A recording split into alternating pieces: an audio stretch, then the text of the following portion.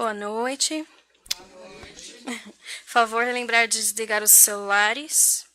E a mensagem de hoje é do livro Fonte Viva e se chama Modo de Fazer. De sorte que haja em vós o mesmo sentimento que houve também em Cristo Jesus. Paulo, Filipenses, capítulo 2, versículo 5. Todos fazem alguma coisa na vida humana, mas raros não voltam à carne para desfazer o quanto fizeram. Ainda a mesma criatura ociosa, que passou o tempo entre a inutilidade e a preguiça, é constrangida a tornar a luta a fim de desintegrar a rede de inércia que teceu ao redor de si mesma. Somente constrói, sem necessidade de reparação ou corrigenda, aquele que se inspira no padrão de Jesus para criar o bem.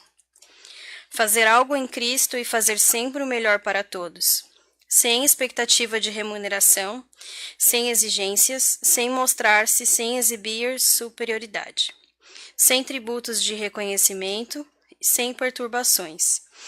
Em todos os passos do Divino Mestre, vemo-lo a ação incessante em favor do indivíduo e da coletividade, sem prender-se. Da carpintaria de Nazaré à cruz de Jerusalém, passa fazendo bem, sem outra paga, além da alegria de estar executando a vontade do Pai. Exalta o vintém da viúva e louva a fortuna de Zaqueu, com a mesma serenidade. Conversa amorosamente com algumas criancinhas e multiplica o pão para milhares de pessoas, sem alterar-se.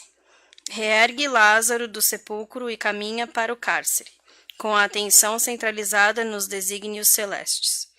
Não te esqueças de agir para a felicidade comum, na linha infinita dos teus dias e das tuas horas.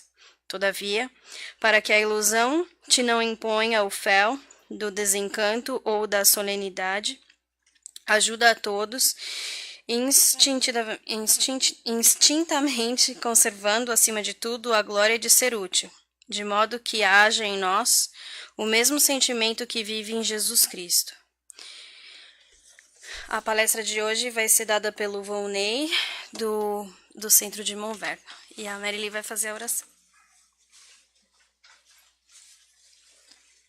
Vamos então fechar os nossos olhos e agradecer por mais essa noite. Obrigada, Senhor, por aqui estarmos. Obrigada, Senhor, pelo Volney que vem nos trazer, Senhor, a sua palavra, que ele possa ser inspirado pelos seus irmãos de mais alto e que possamos nós, Senhor, nos colocarmos em posição de quem recebe, que possamos, Senhor, realmente entendermos, buscarmos em nossos sentimentos o que vai ser falado e vivenciarmos em nosso dia a dia.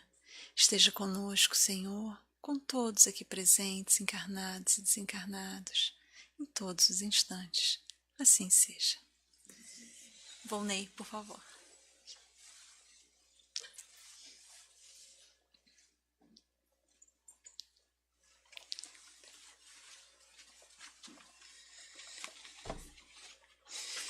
Boa noite a todos. Que Jesus, o nosso Mestre, nos ilumine e que nós possamos compreender essa lição que Ele nos deixou e possamos fazer uso dessa lição, assim como já estamos fazendo, né? Porque se estamos aqui em busca de aprendizado, em busca de compreensão da vida, é porque nós já estamos praticando as palavras de vida eterna. Então, muito obrigado pelo convite, sempre é uma alegria vir aqui. E esse tema, Palavras da Vida Eterna, primeiro para nós entendermos o que significa essas palavras da vida eterna, né?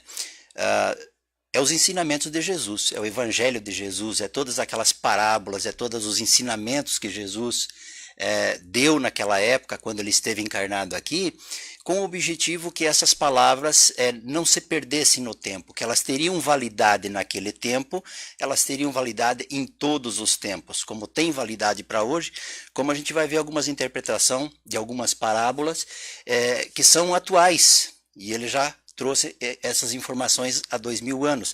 Então, Há 2000 anos elas eram atuais, hoje elas são atuais e daqui a 2000, da 4000 para frente, elas vão ser atuais.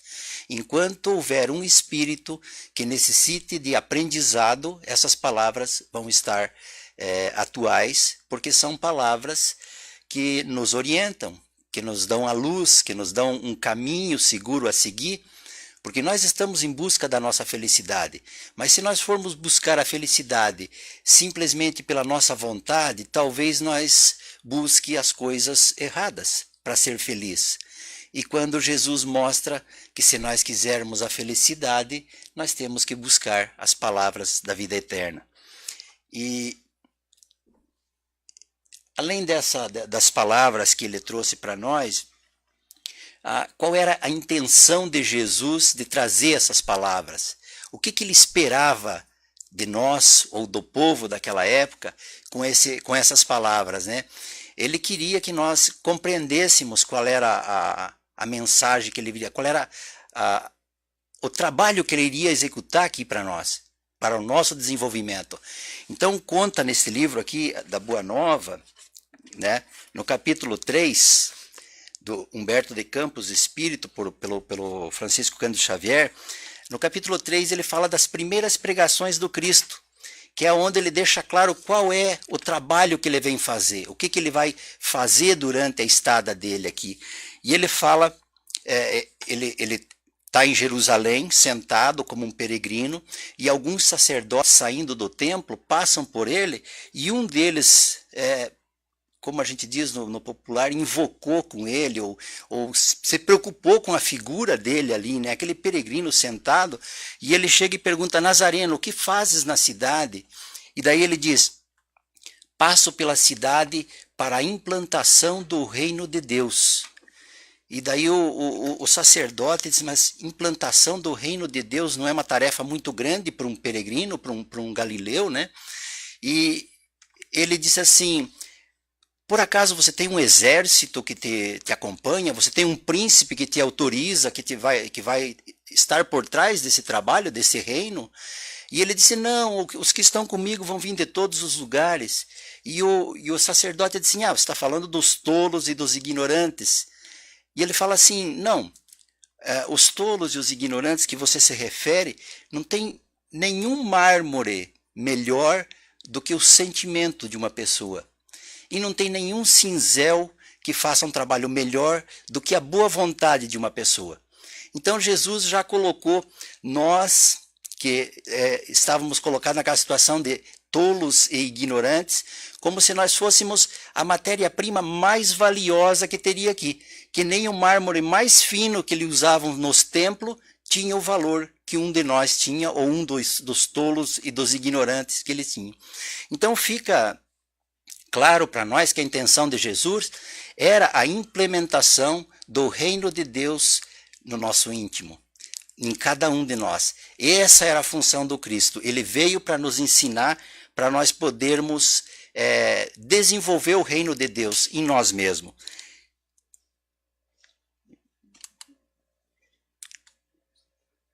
Achei.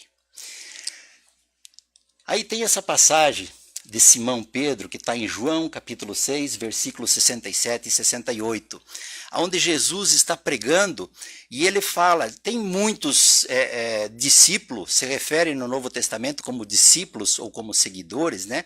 Mas no Novo Testamento está como discípulo. E Jesus fala para eles: ninguém vem a mim sem a permissão de meu Pai, ou ninguém vem a mim sem que meu Pai queira. Essa fala de Jesus, muitos dos seguidores daquele momento, muitos discípulos, abandonaram. Eles acharam que Jesus era Deus e que ele não tinha que ter autorização do Pai para nós irmos até Jesus. E Jesus falou: não, para vir a mim tem que ter autorização, tem que ter a vontade de meu Pai. E aí muitos discípulos o abandonaram ou desistiram de segui-lo por causa dessa conversa. E Jesus perguntou aos 12, e vocês também não querem ir? Simão Pedro respondeu com uma outra pergunta: Senhor, para quem iremos? Tu tens as palavras da vida eterna. Então Simão já cria em Jesus. Ele acreditava que Jesus era o enviado daquele momento. Então ele disse: a quem vamos? ao povo judeu, ao povo romano, aos gregos, né? Tu tens as palavras de vida eterna.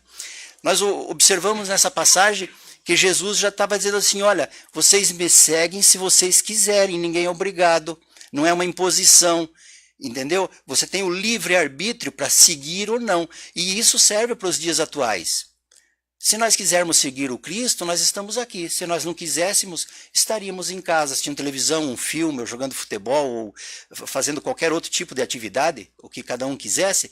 Não, nós fizemos a opção por seguir o Cristo. Então ele deixou claro, se quiser me seguir, que seja da tua vontade, e não por imposição.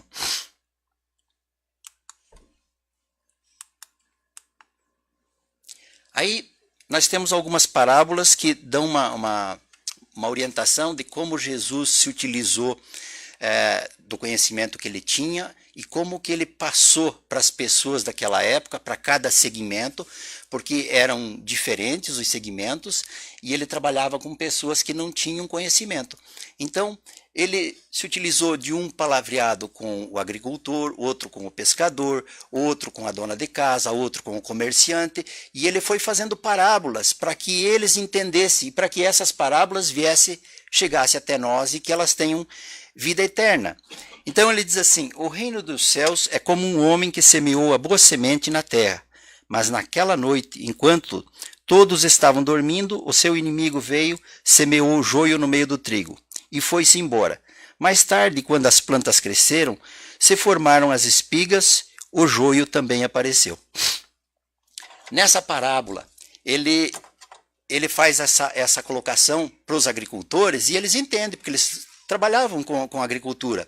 E eles sabiam que para a semente germinar tinha que pôr dentro da terra. E colocando a semente germinou. Mas também veio o joio. E aí os trabalhadores perguntaram, você quer que nós vá lá e arranque o joio e deixe só o trigo? Ele disse, não, deixe o joio crescer junto com o trigo. E na hora da colheita, eu vou pedir aos meus ceifeiros que separem o joio do trigo. O joio que amarrem em fecho e queimem, e o trigo coloquem no celeiro do Senhor. Nesse ensinamento a gente vê que ele está falando para nós que há uma separação, há uma classificação de espíritos. Aqueles espíritos que estão comprometidos com o bem irão para o celeiro do Senhor. Aqueles espíritos que não estão comprometidos irão para o fogo, como ele coloca nessa passagem, que vai haver ranger de dentes e choro. É uma maneira que ele encontrou de falar, de explicar como que seria a semente dentro da terra. É porque ele disse que o reino de Deus era dentro, era no nosso interior, que não era uma coisa exterior como eles estavam acostumados naquela época. Naquela época tudo era pregado pelos exterior, pelas vestimentas, pelas casas, pelo comportamento, mas só do exterior. E Jesus veio mostrar que não, que era do interior. Então ele se utiliza da semente, que a semente vai dentro da terra, para as pessoas entenderem. E entender que vai haver uma classificação.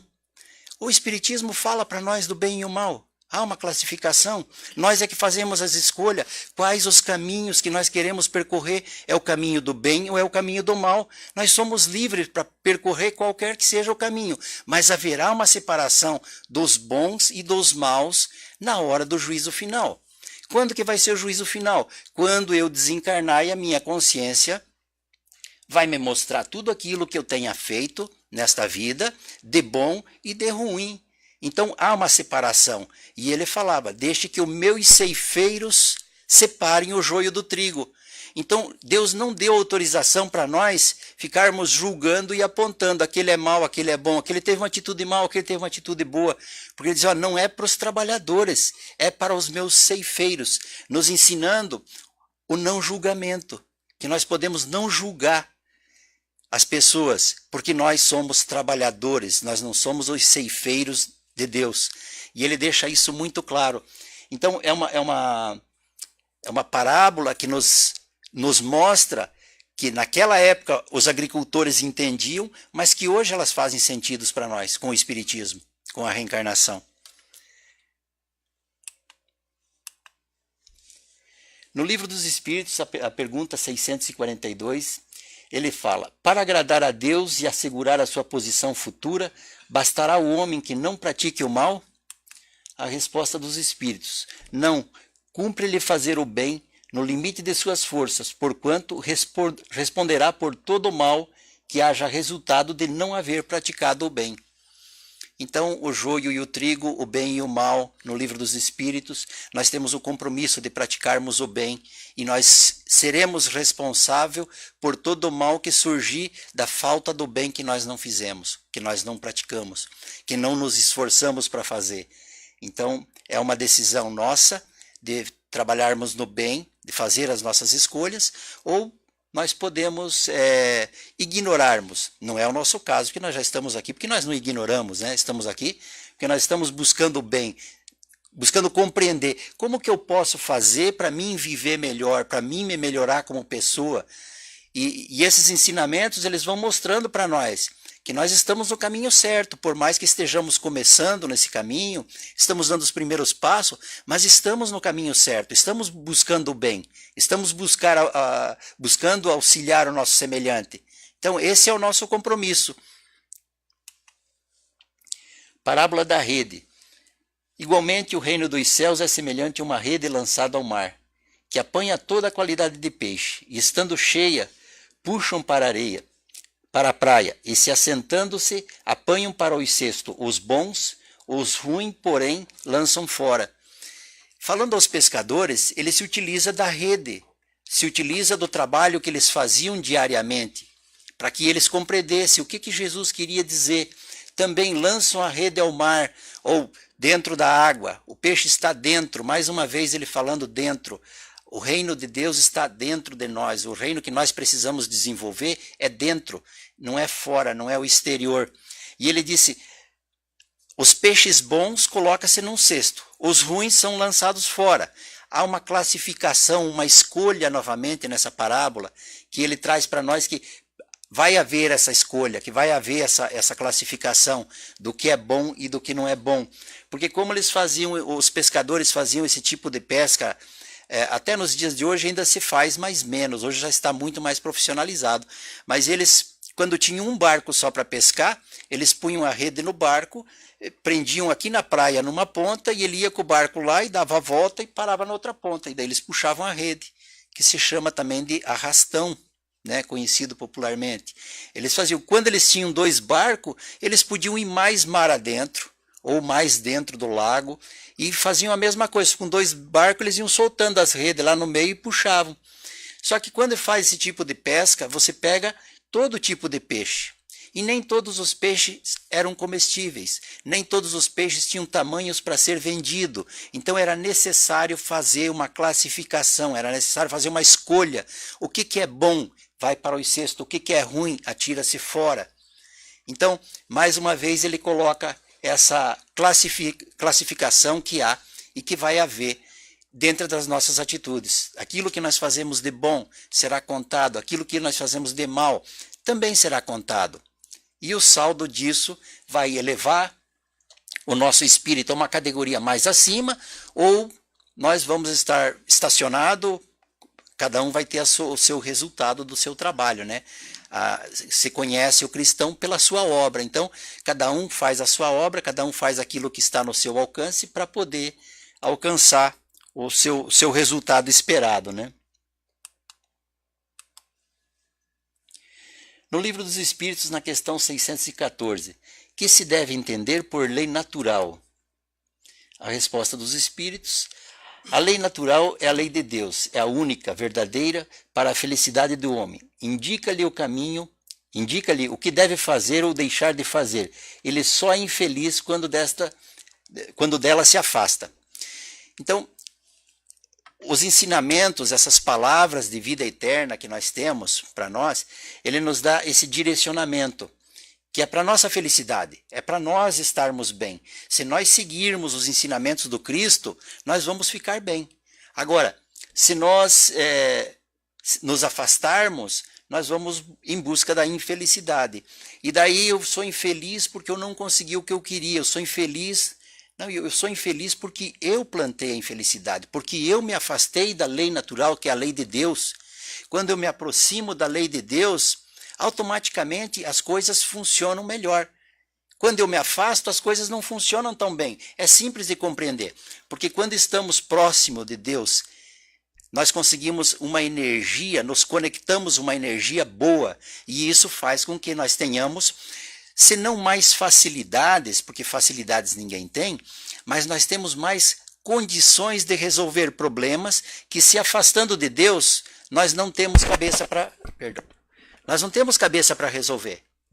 E quando nós nos aproximamos das coisas de Deus, das coisas que nos elevam, às vezes nós não temos a solução para o problema, mas nós passamos com o problema com mais equilíbrio, com mais tranquilidade. Nós sabemos que de uma forma ou de outra, ali na frente ele se resolve. Se não for como eu queria, se não der o resultado que eu queria, paciência, mas que se resolve, se resolve. Sempre é assim. Então, isso me dá força para mim continuar lutando e me dá força para mim buscar as leis de Deus, porque eu sei que eu encontro nessas leis uma energia, uma força que vai me sustentar na hora da dificuldade e vai me fazer com que eu realmente me aproxime. É sempre do melhor, sempre do bom, as energias são melhor, as pessoas que a gente atrai são pessoas melhores, pessoas que já têm mais essas palavras de vida eterna, que representam as palavras boas que a gente ouve, os bons conselhos, as boas indicações. São pessoas que estão preocupadas com o nosso crescimento e elas dizem, olha, faz assim, olha, faz dessa forma. É lógico que a gente tem a capacidade de escutar e de decidir se realmente é um bom conselho. O conselho pode ser bom, mas é bom para mim agora. Porque às vezes a pessoa nos dá um bom conselho. Um exemplo, na casa espírita, entre os trabalhadores, às vezes a gente vê um trabalhador que está se esforçando, que está estudando, que está trabalhando, e você, pô, por que você não começa a fazer palestra, né? Venha no dia do evangelho, faz 15 minutos, você tem uma facilidade para se comunicar, começa a fazer palestra. Sem perceber que o interesse dele não é palestra, o interesse dele é na reunião mediúnica, ele está lá estudando, e se ele for fazer as duas coisas, ele não vai fazer nenhuma boa. O conselho não era ruim, era uma ideia boa que ele viesse fazer palestra. Por outro lado, ele vai atrapalhar o trabalho que ele está fazendo na mediunidade. Então, os conselhos bons são sempre bem-vindos, mas nós é que vamos analisar. Olha, fazer palestra é uma boa, mas também trabalhar na reunião mediúnica também é uma boa. Então, eu vejo qual que eu tenho mais preferência, qual que é a minha atenção. Isso em duas informações boas, duas opiniões boas. Mas a gente, às vezes, recebe conselhos que não são tão bons. Você vai de novo no centro espírita, você virou fanático, larga a mão do centro espírita, vai uma vez por mês, tá bom. Então, aí é aquela força que está querendo tirar a gente. No livro Aconteceu na Casa Espírita, a gente vê isso muito claro, que a trabalhadora da Casa Espírita, ela era tudo que um trabalhador precisa ser dentro do centro espírita, ela era competente, dedicada, pontual, presente, estava sempre ali. O esposo, ele estava desviado. E ele recebia, nesse livro, quem leu sabe, quem não leu, se lê vai compreender a mensagem, ele recebia intuição para proibir ela de ir no centro espírita, para atrapalhar o trabalho que ela desenvolvia. Então, a gente recebe conselho dos dois lados. Nós temos que ter o discernimento de dizer, ó, esse é bom para mim, eu vou fazer assim. Ou é bom, mas eu não posso fazer agora, quem sabe no futuro. A gente pode escolher, fazer as nossas escolhas do que decisão tomar no momento. Mas são sempre as nossas decisões voltadas para nos aproximarmos de Deus. Nos esforçarmos para aproximarmos de Deus. Porque tipo, como é que eu vou me aproximar de Deus? Bah, eu também não sei. Mas vamos se esforçar, vamos trabalhar no bem, que a gente vai, um passo de cada vez, a gente vai chegando lá, a gente vai se aproximando, vai se melhorando. E nós temos a parábola da pérola, que Jesus falava para os comerciantes. Essa parábola é interessante porque ele fala dos bens materiais, de uma forma muito sutil, mas ele fala. Ele diz, o reino dos céus é ainda semelhante a um comerciante que anda em busca de pérolas finas. Ao achar uma pérola de grande valor, vai e vende tudo que tem, e tudo que possui e a compra. Então, O comerciante, para nós entender, ele vive de lucros. Jesus não está condenando o lucro, ele só está falando, o comerciante vai e vende tudo o que tem para comprar essa pérola fina. Ele, em nenhum momento ele condenou a riqueza aqui, ele deixa claro. E ele diz assim, o comerciante quer o lucro, mas se o comerciante, ao invés da pérola, buscasse o reino de Deus, tem muito mais valor do que essa pérola mais fina. Porque naquela época, as duas peças mais valiosas que tinha eram as pérolas e o ouro. Então, ele se utilizou da pérola do comerciante para dizer para o comerciante que tudo bem, ele respeitou o comerciante, ele respeitou a maneira de comércio, o trabalho que ele fazia, sem nenhuma crítica. Ele só disse assim, olha, o reino de Deus é muito mais valioso do que essa pérola. E que se você tiver o reino de Deus, tudo mais lhe será acrescentado. Quer dizer que essa pérola, todos representando aqui a pérola, os bens materiais, todos os bens materiais nos serão acrescentados se nós estivermos nos aproximando das leis de Deus. Então, se eu sou egoísta, se eu sou ganancioso, isso me afasta de Deus. Mas se eu procuro, na medida do possível, ser honesto, o dinheiro que eu tenho ganhar honestamente, sem passar ninguém para trás, sem passar a perna nos companheiros de trabalho, sem fazer fofoca para mim subir uma posição, sem diminuir ninguém, porque quando eu diminuo o outro, eu penso que eu cresço, né? E na verdade, quando eu diminuo, eu fico mais baixo ainda. Então, quando nós temos atitudes honestas e sérias, nós podemos trabalhar e conseguir os bens materiais que tivermos, mas não nos esquecermos da importância do reino de Deus, que é mais valioso do que a pérola mais fina que um comerciante pudesse comprar. Então, primeiro buscarmos o reino de Deus, e tudo mais nos será acrescentado. É uma passagem que o comerciante daquela época entendia. Nós hoje compreendemos essa passagem. Faz sentido para nós, porque às vezes a gente ouve, porque os imigrantes aqui na América trabalham que nem louco para ganhar dinheiro, para guardar dinheiro. Nós sabemos que os imigrantes estão na América, que o dinheiro é um detalhe, assim como para os bandeirantes, o ouro lá no Brasil era um detalhe, os bandeirantes foram lá para desbravar o Brasil. Nós viemos aqui para resgatar as nossas dívidas para com esse país, dívidas morais. O dinheiro é um detalhe, é para a nossa sobrevivência. Se fosse propor para nós virmos do nosso país para cá sem ganhar nada, nós ficaríamos lá, nós não viríamos. Mas a nossa tarefa espiritual é aqui. A nossa responsabilidade é aqui. Então, nos foi mostrada as notas de dólares, né, as possibilidades de ganho, e para nós virmos aqui para desenvolvermos o trabalho espiritual que cabe a cada um.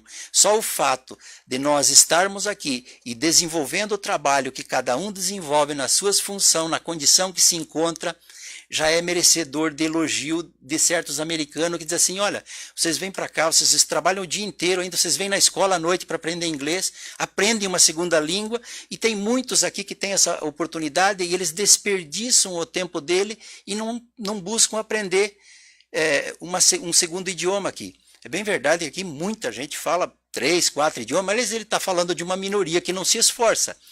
Mas nós, imigrantes, servimos de exemplo nesse sentido, e o trabalho que nós fazemos, e muitas outras coisas que a gente faz aqui, que são coisas boas, e que nós estamos, quem é pintor está deixando a América mais bonito, quem é carpinteiro está reconstruindo a América, quem é encanador está dando um jeito na construção aí na água, eletricista, quer dizer, cada um tem a sua função, o engenheiro, o contador, porque tem N profissões aqui, né? Cada um está fazendo a sua parte por esse país, como se fosse o seu país. Então, olha a importância de nós valorizarmos isso e buscarmos desenvolver o reino de Deus em nós, através dessas palavras, que são palavras de vida eterna, que elas nunca perderão o valor. Nós podemos desencarnar, ir para o mundo espiritual e serão as mesmas palavras que nós vamos ouvir. Nós podemos reencarnar novamente na nossa próxima etapa e serão essas palavras que estão aqui. São palavras de vida eterna e trazidas por Jesus, que é a maior autoridade, o maior mestre que nós já tivemos aqui. E ele se utilizava dessa forma de falar com cada segmento da sociedade para que eles pudessem compreender. e para que chegasse até os dias de hoje e nós conseguíssemos compreender um pouquinho melhor, né? Conseguíssemos tirar dali a importância de se valorizar os bens materiais, mas também a importância de se valorizar o reino de Deus, as coisas que vêm de Deus, o bem, o amor que nós podemos desenvolver. A parábola do fermento, ele falava para as mulheres, para as donas de casa, principalmente naquela época que as mulheres não eram respeitadas em nada, elas não podiam dar opinião, elas não podiam falar, elas eram praticamente nulas, um tempo realmente difíceis para ela, não para Jesus. Jesus chegou e foi falar com elas e fez a parábola falando do fermento. Ela disse, o reino dos céus é semelhante ao fermento, que uma mulher tomou e escondeu em 3 medidas de farinha, até ficar toda ela levedada. Bom, eu não sei fazer pão, mas eu sei que vai fermento e farinha no pão. A quantidade aí ele pôs 3 por 1, né? Então, 1 medida de fermento para 3 de farinha. Isso nos dá a impressão de que a farinha é um montante bem maior. Segundo as explicações dos estudiosos, eles dizem que daria para fazer mais de 100 pães, para você ter uma ideia. Ok. Mas o que ele está utilizando do fermento é para dizer para as mulheres que o reino de Deus, ele não começa grande, ele é como fermento, ele é pequeno. Ele começa no nosso íntimo com pequenas atitudes e que esse fermento vai crescer a massa e que as nossas pequenas atitudes vai fazendo com que o reino de Deus se desenvolva em nós e que um dia será grande. Mas por enquanto não, por enquanto é uma pitada de fermento, é uma coisa pequena. Porque nós estamos tomando conhecimento da importância de desenvolver esse reino dentro de nós. Então, na medida que nós vamos trabalhando, e aí nós não nos preocupamos de dizer assim, nossa, mas eu não fiz nada, eu fiz tão pouco, eu poderia fazer mais. Eu começo a não me preocupar com o que eu não fiz demais, que eu queria fazer mais. Eu começo a ficar mais em paz, mais tranquilo, porque eu só tenho que fazer aquelas pequenas coisas que me aparecer. Se eu fizer pequenas coisas no bem, eu estou desenvolvendo o reino de Deus no meu íntimo. É só isso. E ele se utiliza do fermento e se utiliza da mulher para valorizar as mulheres, que não tinham o valor merecido naquela época, e também para mostrar que era a forma que elas entendiam, elas faziam pães. Então elas entendiam essa passagem aqui. E eles olham, um pouquinho de fermento é como uma pequenina atitude no bem. Com o tempo, ela vai crescer. No interior de São Paulo, teve uma mulher que ela começou um trabalho no bem por acidente. Acidente não existe, acaso não existe. Então, a espiritualidade trabalhou com ela, sabendo das boas atitudes que ela tinha. A sua filha chegou da escola e, para surpresa, trouxe uma amiguinha da escola. Ela veio junto comigo para brincar um pouco aqui em casa. E a mãe, só ok, né? Não viu nenhum problema nisso, afinal, a coleguinha da escola. A mãe preparou um café com pão e a menina comeu um pedaço de pão, mas ela ficava com o olho no pão, no resto ali, assim como se fosse devorar, né? E ela perguntou, mas você está olhando tanto para o pão? Ela disse, é que eu nunca vi um pão desse tamanho lá em casa. Aí a mulher ficou comovida com aquilo e ela pegou um outro pão que ela tinha feito, embrulhou e levou, só leva para tua casa. E aí a menina disse, lá em casa a gente não tem pão. Então leva esse para sua casa. No dia seguinte a menina passou de novo, se acostumou. E a mulher começou a dar todo dia, dava um pão para ela, fazia e dava. E daí ela viu que tinha mais gente que estava passando necessidade. E ela começou a fazer 10 ou 15 pães e distribuir aqui, ali, um e outro. Chegou um tempo que os vizinhos disseram, para que tanto pão? Mas tem gente passando fome aqui no nosso bairro, temos que alimentar essas pessoas, temos que fazer. Não me custa nada fazer um pouco mais de pão. Eu quero participar também, eu quero contribuir com a farinha, pelo menos, ajudar. Eu sei que ela já estava fazendo mais de 200 pães e distribuindo, e já tinha mais várias pessoas que se agregaram a essa obra, que começou pequenininha, começou com um pão. E às vezes a gente quer fazer uma obra, não, na hora que eu ganhar na loteria, né? Porque agora não dá para fazer, mas quando eu ganhar na loteria, que eu tiver milhões, eu vou construir um hospital, um orfanato, um asilo. É um pão, é uma boa ação, é uma atitude só. É mínima, não precisamos nos apressar. E a parábola do grão da mostarda é semelhante à do fermento. Eles mais outra parábola lhes propôs, dizendo, o reino dos céus é semelhante a um grão de mostarda, que um homem tomou e plantou no seu campo, o qual o grão é, na verdade, a menor de todas as sementes, mas depois de crescido é o maior das hortaliças, e faz-se árvore de tal modo que as aves do céu vêm pousar nos seus ramos. Está em Mateus 13, 31 e 32. A semente de grão de mostarda ela é muito pequena, diz que 2 milímetros, é uma coisa assim que não... Mas depois de que a árvore se desenvolve, ela tem aproximadamente 3 metros de altura. Eu acho que é um pouco mais do que essa parede aqui de altura, ou quase nisso aqui.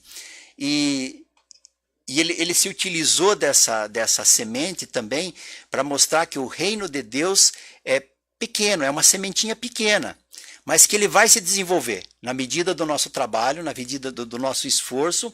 Essa semente ela vai se desenvolver. Ele usa os pássaros, como dizer, olha, a árvore, os pássaros de Deus sentam nessa árvore. Tem muitas interpretações para esses pássaros. Eu prefiro a do abrigo, que a árvore serve de abrigo para os pássaros. Se tiver qualquer outra interpretação, ok, não tem problema. Uns falam que é espíritos, outros falam que... Porque quando a gente pesquisa, a gente encontra milhares de possibilidades. Eu prefiro pensar numa árvore onde abriga os pássaros e eles fazem ninhos, quer dizer, a menor semente. Mais uma vez ele dizendo que a nossa menor atitude no bem, hoje ela é pequena, amanhã ela será uma árvore grandiosa. Eles falam, alguns, inclusive o Haroldo Dutra, diz assim, uma árvore gigante. Eu falei, uma árvore gigante de 3 metros, não parece tão gigante assim. Mas o Haroldo completa no final, uma árvore gigante na proporção de sua semente. E realmente 3 metros para 2 milímetros é uma proporção, é gigante mesmo. Né? Daí, nessas medidas, faz todo sentido de gigante.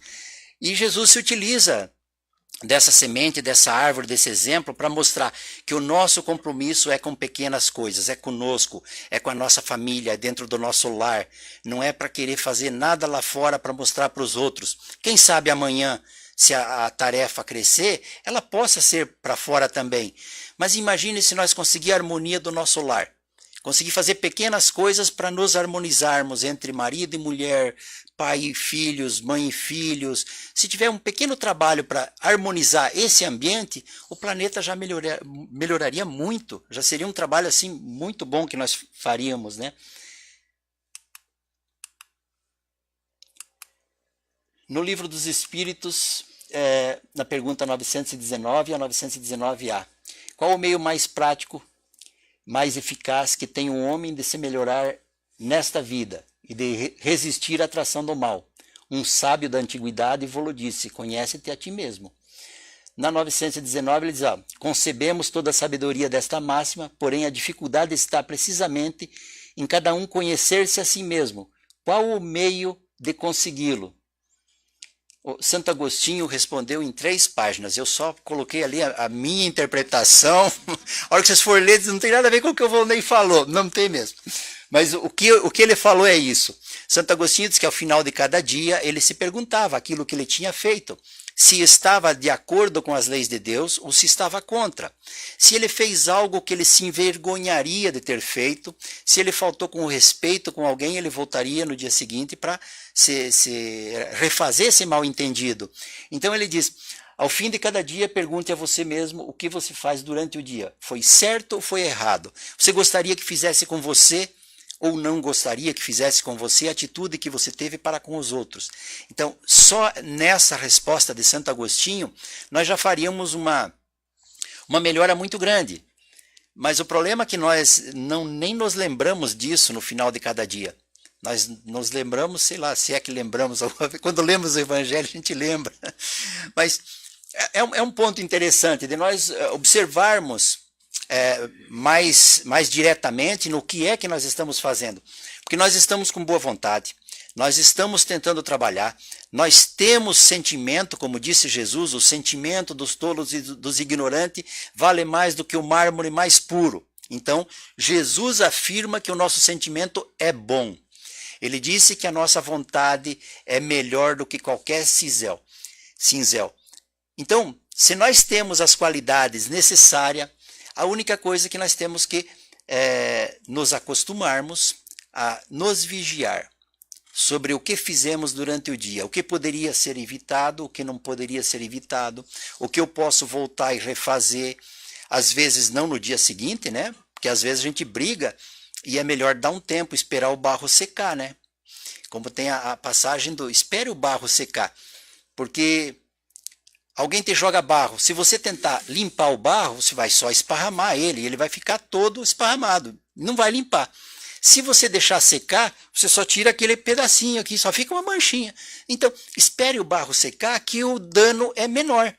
Não vamos querer limpar uma briga, uma discussão. Isso acontece, nós somos espíritos e prova expiação. Um desentendimento nos leva a ficar chateado com as pessoas, ou as pessoas nos chatear. É normal. O que nós vamos fazer? Resolver na hora, porque as leis de Deus dizem que é para nós fazer uma reflexão diária? Não. Nós vamos analisar qual é o melhor momento, qual é o tempo que precisa para isso realmente funcionar. Então, que deixemos o barro secar se for necessário e no momento oportuno a gente pode fazer as correções, fazer os acertos que podemos e precisamos fazer. Palavras de vida eterna, no livro Fonte Viva, de Chico Xavier por Emmanuel. E ele diz assim: rodeiam todas as fases da luta em todos os ângulos do caminho. Frases respeitáveis que se referem aos teus deveres. Então é normal. Todo dia nós escutamos frases, palavras, todo instante. Em casa, no trabalho, na igreja. A gente está escutando de todos os caminhos, de todos os ângulos.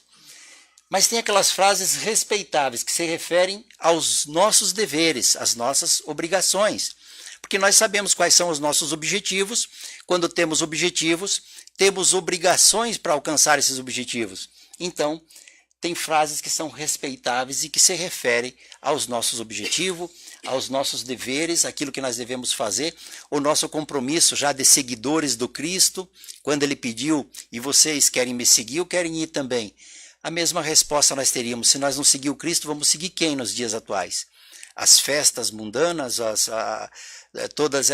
tudo que a sociedade oferece, o que está nas televisão, o que está... Nada contra cada um, mas só que para mim já não me serve mais. Para nós já não serve. Então, a quem nós vamos seguir? O verbo amigo trazido por dedicações que te reanimam e consolam.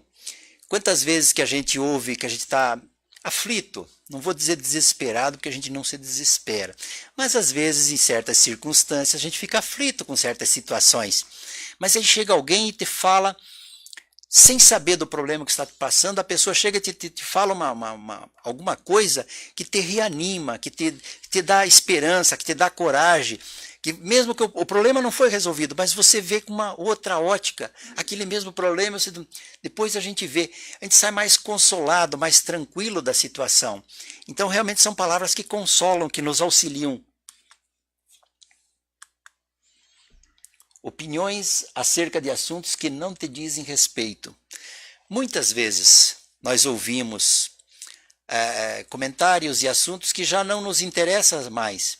A gente, por educação, a gente escuta, mas a gente não contesta e não tenta mudar a opinião da pessoa que está falando. Não me diz respeito, não vou perder meu tempo com isso, né? A gente escuta, deixa que vai ao vento, mas a gente não passa para frente isso, não dá continuidade nesse tipo de conversa, porque não diz respeito a nós, né? Nós estamos preocupados com o bem, com os ensinamentos do Cristo.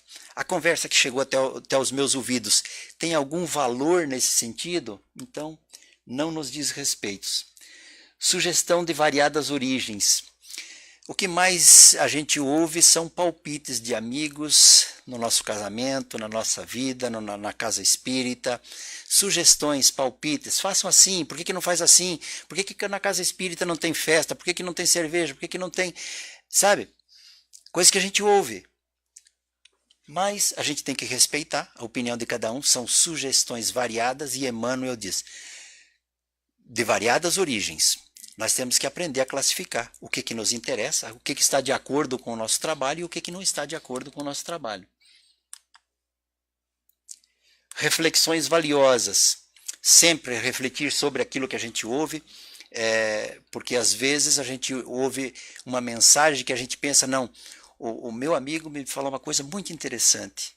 O meu amigo falou, porque ele foi intuído pelos Espíritos, que os Espíritos são os ceifeiros do Senhor, que são encarregados de nos auxiliar, eles sabem do que nós precisamos, então o que eles fazem? Como eu não estou receptivo para receber a mensagem direta, se utiliza do meu amigo e aí eu recebo uma orientação e que se eu fizer uma reflexão sobre a mensagem que eu recebi, eu vou ver que ela é valiosa e que vai me dar um novo rumo na minha vida, ou um novo rumo naquele dia, naquela hora, ou que seja um novo rumo na hora que você está para dormir. É como se você, quando você está aflito, quando algum problema te incomoda, e você deita, mas você não consegue dormir, aquele problema fica te martelando, você não consegue se desvincular do problema. Você levanta, vai na sala, pega o evangelho, abre, faz uma leitura, é como se apagasse o problema. Você terminou a leitura do evangelho, você fecha o livro, volta para a cama, você deita e você dorme tranquilo. Discurso vazios que os teus ouvidos lançam ao vento. Também, muitas coisas que as pessoas falam, você devia fazer assim, devia fazer assado. Não. Se é um discurso vazio, não vem do Cristo. Se é vazio, não vem dele. Se não vem dele, não tem interesse. Palavras faladas e palavras escritas. De todas as formas, nós ouvimos palavras ou lemos palavras. E essas palavras têm um significado. Elas vão influenciar em nós de alguma forma. Nós somos influenciados o tempo todo por coisas, pessoas e palavras, livros, filmes. Nós somos influenciados. Então, a gente tem que prestar atenção. Que influência que isso está me trazendo? Qual é o lado positivo que eu estou tendo com as informações que estão chegando? Isso é do livro Fonte Viva, de Francisco Cândido Xavier, pelo Espírito de Emmanuel.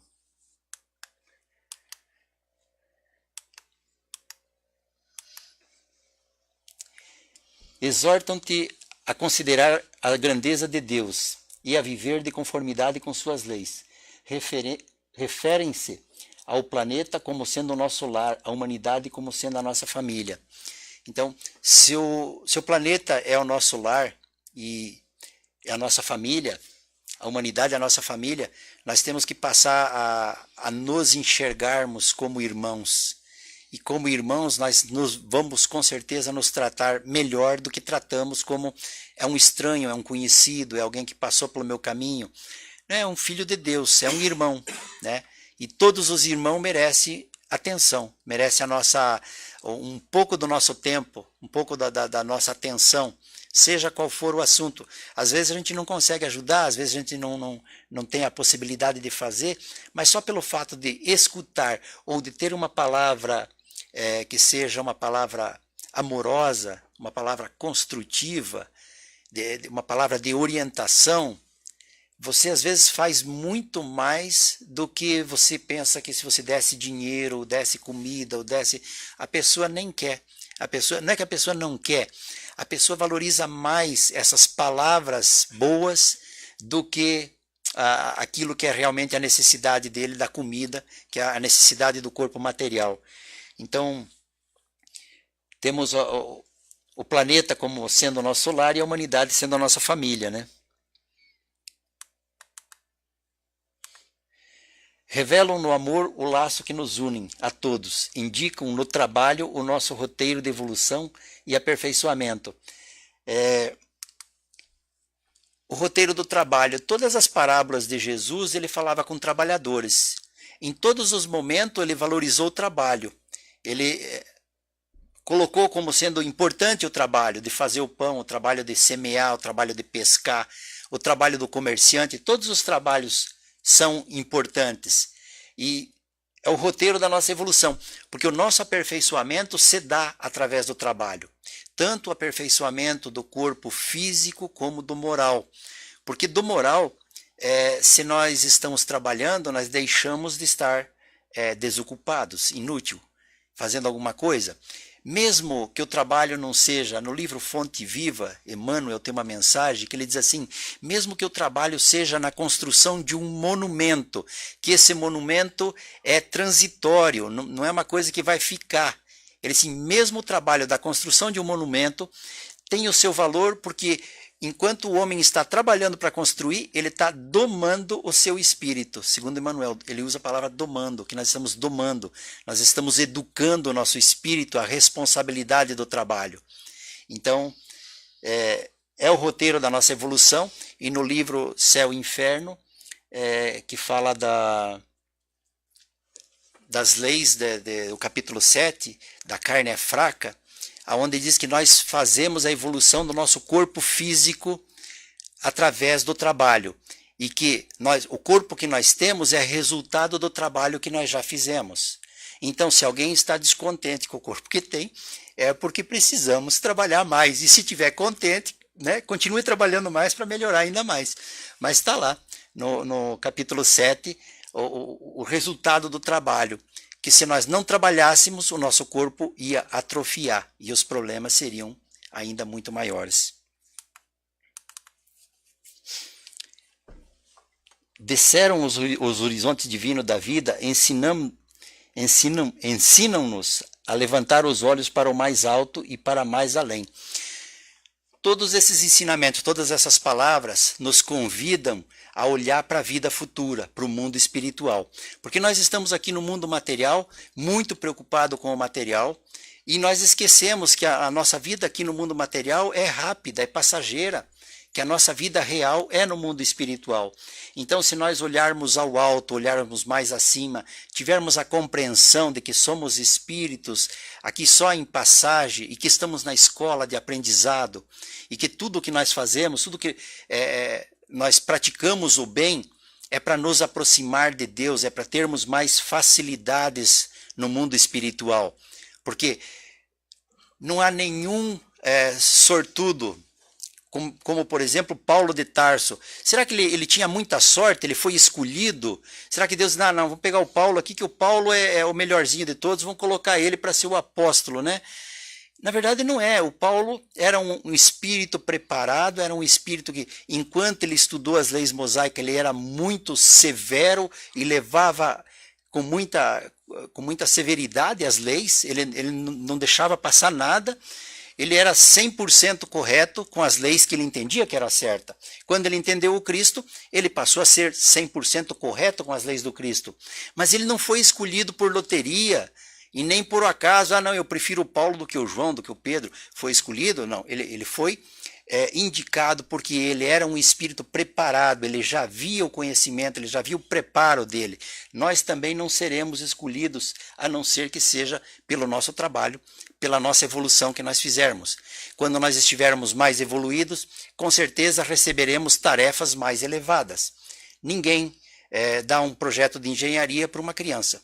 Também Deus não vai dar para nós um projeto mais elevado, como o de Divaldo Franco, ou de Chico Xavier, se nós ainda somos espíritos que não conhecemos como esses dois espíritos, mas eles não foram escolhidos como benefício, como prêmio, né? É resultado do espírito, da evolução do espírito, trabalho de cada um. Esquece aqueles que te incitam à inutilidade. Aproveita quantas te mostram as obrigações justas, te ensinam a engrandecer a existência. Mas não ouvide as frases que te acordam para a luz e para o bem. Elas podem penetrar o nosso coração através de um amigo, de uma carta, uma página, um livro, mas no fundo procede sempre de Jesus, o divino amigo das criaturas. Retém contigo as palavras da vida eterna, porque são as santificadoras do espírito. Na experiência de cada dia e, sobretudo, o nosso seguro apoio mental nas horas difíceis, das grandes renovações. Então, nós somos espíritos que estamos caminhando para essa renovação. Nós estamos nos renovando. E para nós nos renovarmos, é necessário que nós tenhamos sempre em mente essas palavras de vida eterna do Cristo, para que elas nos auxiliem, para nós continuar essa caminhada, para sermos espíritos mais evoluídos. Então, quanto mais nós estudarmos e compreendermos essas palavras de vida eterna, mais fácil vai ser o nosso caminho, a nossa encarnação aqui momentânea, e por certo que em outras vidas futuras teremos outras tarefas maiores do que essas, e que o conhecimento que adquirimos agora vai nos auxiliar para desempenhar essas funções e sermos cada vez mais felizes na medida do possível que nos é deste planeta. Muito obrigado a todos e boa noite.